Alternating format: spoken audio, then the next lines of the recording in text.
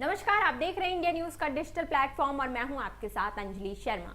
संसद के विशेष सत्र के पहले दिन केंद्रीय कैबिनेट ने महिला आरक्षण बिल को मंजूरी दे दी। सबसे पहले सितंबर 1996 में एच.डी. देवगौड़ा की सरकार ने महिला आरक्षण विधेयक को संसद में पेश किया था।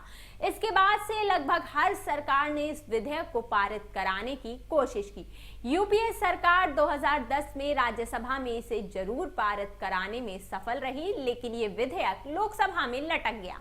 महिला आरक्षण विधेयक के इतिहास पर नजर डालें तो पता चलेगा कि 27 सालों की ये यात्रा इतनी आसान नहीं रही। 22 सितंबर 1996 को एच.डी. देवगौड़ा की सरकार ने 81वें संविधान संशोधन विधेयक के रूप में संसद में महिला आरक्षण विधेयक को पेश किया था।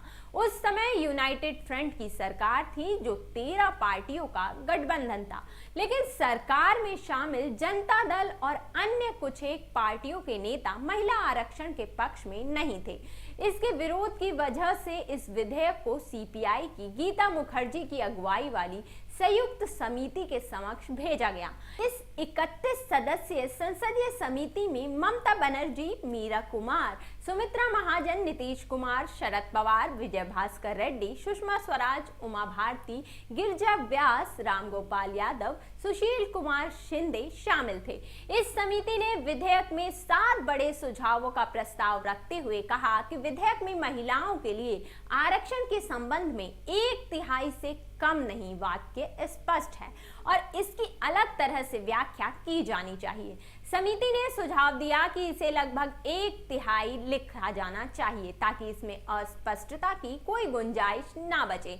समिति ने यह भी सुझाव दिया कि राज्यसभा और विधान परिषदों में महिलाओं के लिए सीटों का आरक्षण होना चाहिए। साथ ही अन्य पिछड़ा वर्ग को भी आरक्षण का लाभ उचित समय पर मिलने के लिए इस पर विचार करना चाहिए।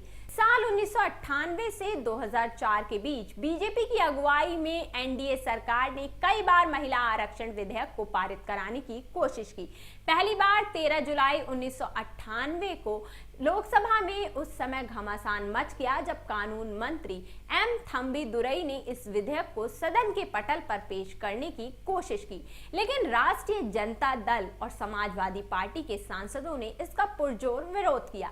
इस हंगामे के बीच आरजेडी के सांसद सुरेंद्र प्रसाद यादव ने लोकसभा के स्पीकर से एम.जी. बिरला बालयोगी से बिल की कॉपी छीन ली और उसके टुकड़े टुकड़े कर दिए। अब बिहार सरकार में मंत्री सुरेंद्र ने कहा कि उन्होंने इस बिल की कॉपी इसलिए फाड़ दी क्योंकि बी.आर. अम्बेडकर उनके सपने में आए थे और उन्होंने उन्हें ऐसा करने को कहा था। इस हंगामे के बाद अगले दिन इस बिल को संसद में लाया जाना था, लेकिन स्पीकर ने ये कहकर इसे पेश होने नहीं दिया कि इस पर सहमति अभी संभव नहीं है। 11 दिसंबर 1998 को लोकसभा में एक बार फिर इस विधेयक को लेकर घमासान मचा। ममता बनर्जी ने बिल का विरोध कर रहे समाजवादी पार्टी के तत्कालीन सांसद दरोगा प्रसाद सरोज का कॉलर पकड़कर उन्हें संसद से बाहर का रास्ता दिखाया था।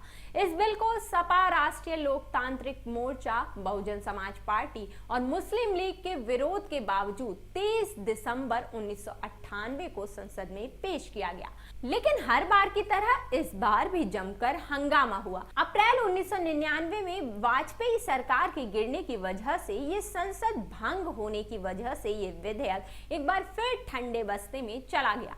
बीजेपी ने 2014 और 2019 के चुनावी घोषणा पत्रों में महिलाओं के लिए 33% आरक्षण का वादा किया था, लेकिन इस दिशा में कोई खास काम नहीं हो पाया। लेकिन 18 सितंबर 2023 को कैबिनेट की अहम बैठक में महिला आरक्षण बिल को मंजूरी दे दी गई।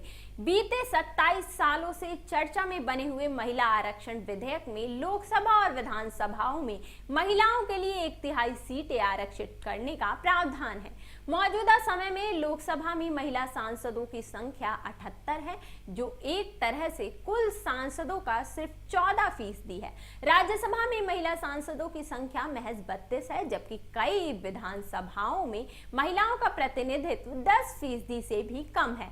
महिला आरक्षण बिल आज के समय की जरूरत है। इससे पंचायत से लेकर विधानसभाओं, विधान परिषदों और देश की संसद में महिलाओं की हिस्सेदारी बढ़ेगी। इस बिल को कानूनी दर्जा दर्जा मिलने से देश की सियासत से लेकर सरकारी और निजी क्षेत्रों में बड़े पैमाने पर महिलाओं की भागीदारी बढ़ेगी। फिलहाल इस रिपोर्ट में इतना ही। देश दुनिया की तमाम बड़ी खबरों को जानने के लिए देखते रहिए इंडिया न्यूज का डिजिटल प्लेटफॉर्म। धन्यवाद।